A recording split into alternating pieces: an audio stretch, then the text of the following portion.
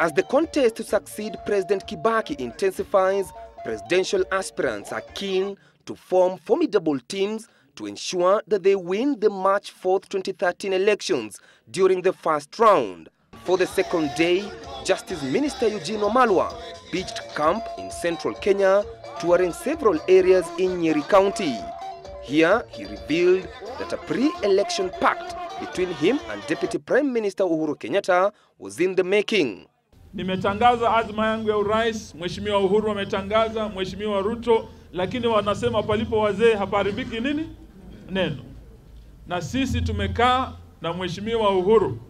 Tumesema tunataka tufuate ile njia ya marehemu Wamalwa na Kibaki. Naanza mambo baya, ya uongo, ya vita, sijui nini.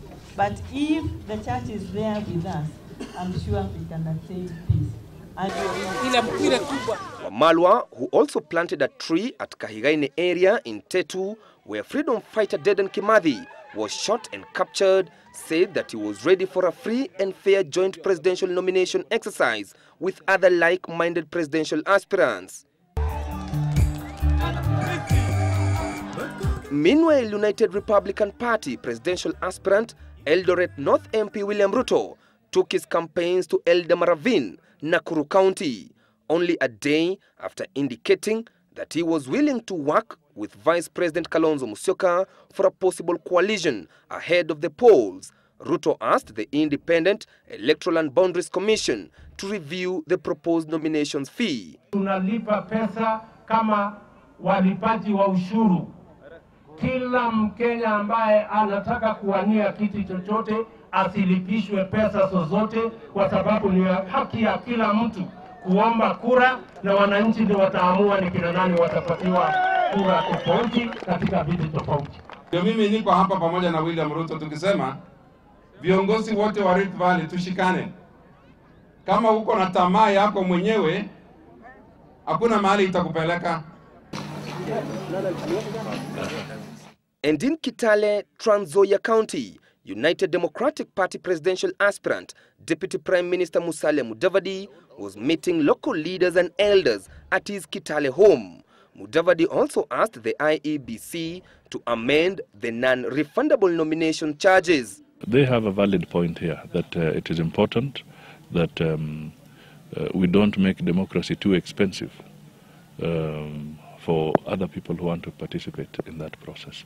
So I can see their concerns, and I share their concerns.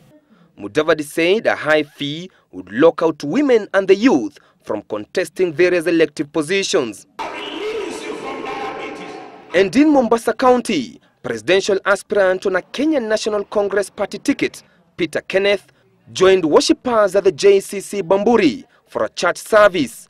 Kenneth reiterated that Kenyans have a crucial obligation to ensure that the leaders who will be elected in the much-awaited March 4th, 2013 polls pass the integrity test and that their development track records were impressive.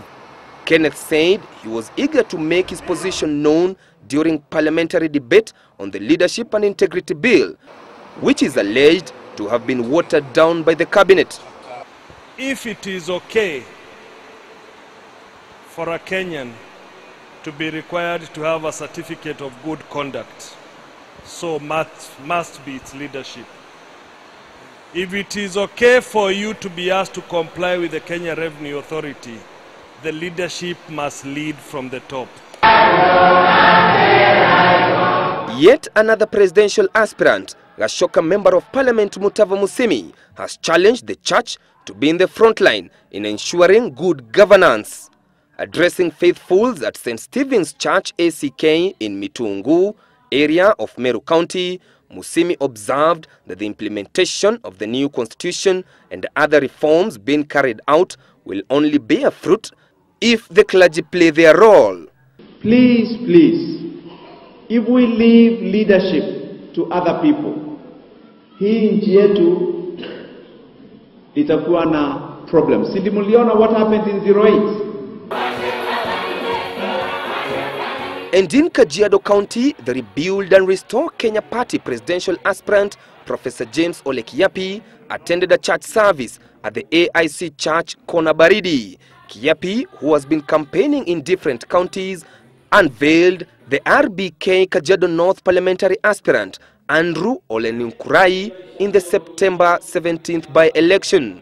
Kiapi welcomed Speaker Kenneth Marende's decision to allow debate on the Leadership and Integrity Bill. The reason some of us are doing this is because we want to give Kenya a new direction in terms of focus on issues, a new direction in terms of quality of leadership. You never say kwaheri in Kenya. Vice President Kalonzo Musyoka has urged the church and other faith-based organizations to strengthen their role of promoting peace and understanding among various communities in the East African region. Musyoka particularly stressed the need for the church in Kenya to pray for the nation as it prepares for the general election. And I want to assure you, if I live in this country, that Kenyans have learned their lesson.